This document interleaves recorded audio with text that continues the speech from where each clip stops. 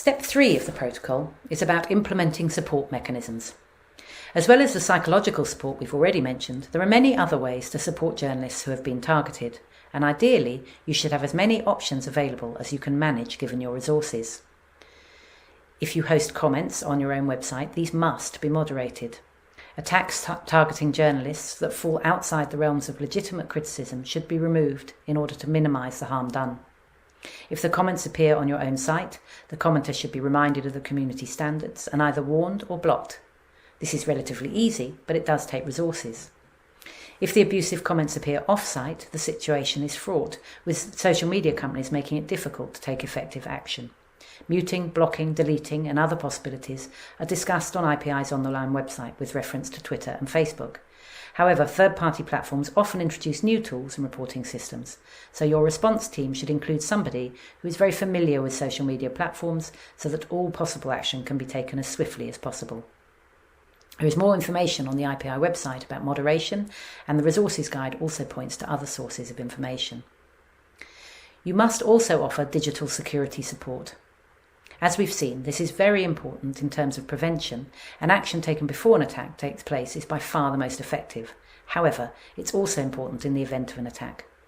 The digital security team should double-check the target's electronic devices to identify potential vulnerabilities to doxing, i.e. ways in which a hacker might be able to access a journalist's personal data and publicly expose it. They should also offer to monitor the target's social media accounts and email so that they can screenshot and report and then delete abusive content in order to minimise the targeted journalist's exposure to it.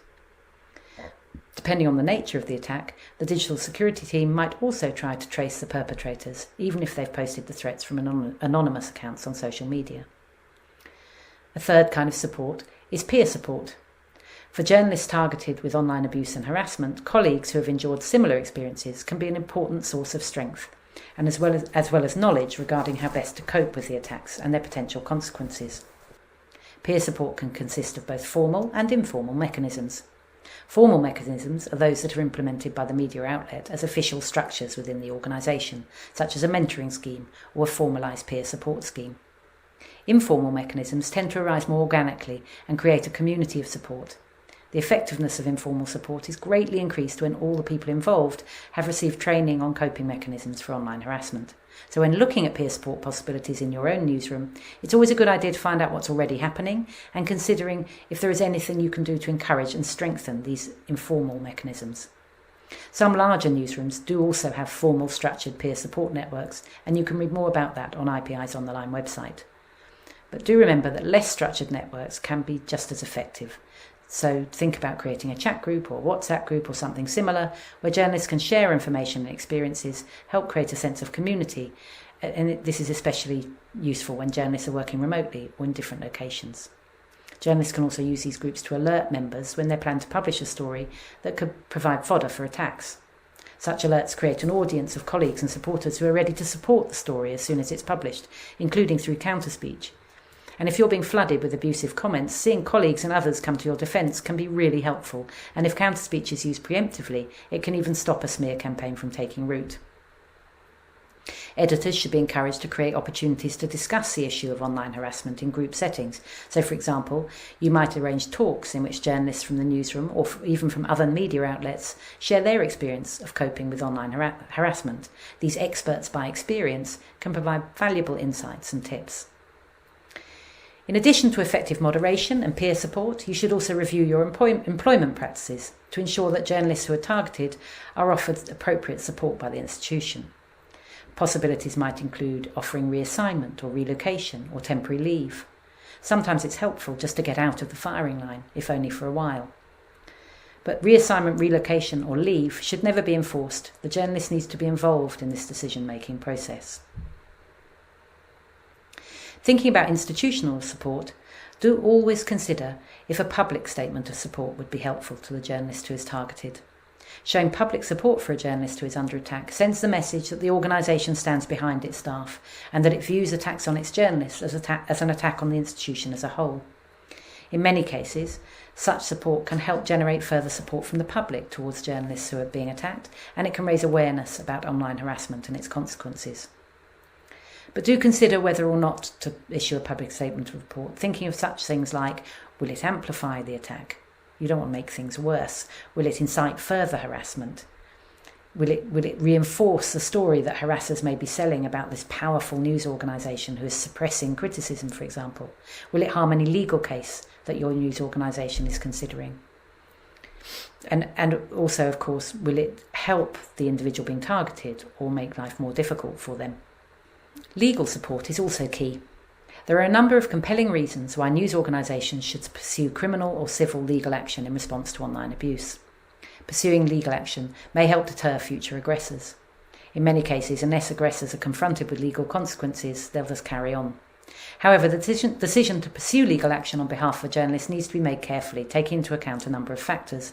In addition to the assessment of a legal team or legal advisor, the news organisation should decide in coordination with the targeted journalists themselves, the responsible editor, the head of audience, and so on, of whether their legal case is going to be helpful in this particular instance.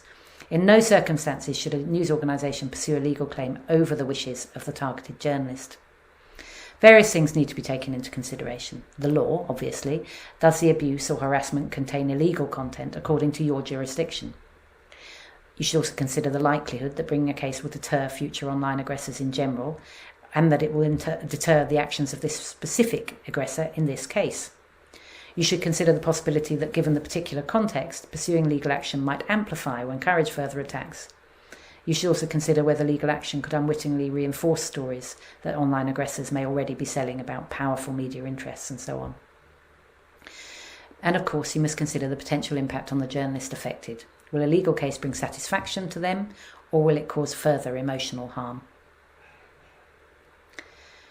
All of these forms of support are discussed in more detail on the IPI website, so please do look at that and explore the different options available to you. I would like to offer just one other idea that you might consider when thinking about how to support targeted journalists, and that's editorial support. Sometimes we forget the power we have as journalists. We can use our platforms and we can use our journalism to draw attention to attacks on our journalists and to expose perpetrators, especially when these are state actors or others with power. The fourth step in the IPI protocol is tracking and reassessment. It's important that the same individual or team responds to all reports and follows up to see how effective their response was, so that responses can be monitored and evaluated over time. In this way, an organisation can develop deep contextual expertise that will strengthen their ability to assess risk and strengthen their ability to respond rapidly and effectively. So, to summarise, IPI's four-step protocol to support targeted journalists operates at the level of both prevention and recovery. To recover from attacks, organisations need to first identify the individual or team who will respond to reports of abuse and make sure that that person or team has the training and expertise they need to offer immediate reassurance and support. Organisations need to give guidance on how to assess the risk of physical attack, reputational damage, and emotional impact, taking into account both external and internal factors. You need to put in place a range of support mechanisms that can be implemented as appropriate, and you need to include a mechanism for tracking and reassessment of cases. You have already blueprinted the preventative measures you'd ideally put in place. Now I'd like you to use the template provided to blueprint what a recovery protocol might look in the context of your own newsroom. It's time for you to start working out what your needs are and what could work for you. So first of all, look again at the worksheet Who Does What, and use this to help you think about who will be involved in responding to attacks when they do occur. Thinking about recovery, are there important roles that are not being carried out by any member of staff at the moment? Are there any bottlenecks, individuals who are doing too much? How can you fill those gaps and ease those bottlenecks? Are there training needs that you can identify? Think about the ideas you have for how online abuse and harassment should be reported. Does that still seem right, given what we've learnt in this tutorial about the need for a rapid and human response, or do you need to tweak that?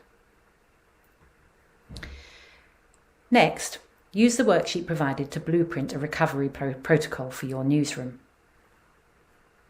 What recovery measures do you need to put in place? Make a note of the systems and structures you need, and make a note also of any obstacles to putting these systems and structures in place, as well as any training needs that you can see. And when you've done that, you'll be ready to move on to the final part of this process, bringing everything together in order to create a bespoke protocol for your organisation.